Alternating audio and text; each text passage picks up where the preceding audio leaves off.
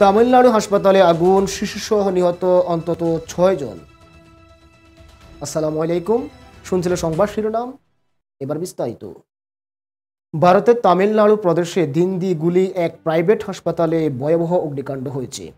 এতে এক শিশুসহ অন্তত 6 জনের প্রাণহানি ঘটেছে। প্রতিবেদনে বলা হয়েছে, তিস্সি রোডের সিটি হাসপাতালে দেশটির স্থানীয় সময় রাত 8টা নাগাদ এই ঘটনা ঘটেছে। সূত্রে বরাত দিয়ে প্রতিবেদনে বলা হয়েছে, ধারণা করা হচ্ছে শর্ট সার্কিট থেকে আগুনের সূত্রপাত হয়েছে। তবে এ নিয়ে আরও তদন্ত চলছে। দেশটির টিভি ফুটেজে দেখা যাচ্ছে ভবনে আগুন ও ধোঁয়া উঠছে। প্রায় 2 ঘন্টা পর আগুন নেভানো গেছে।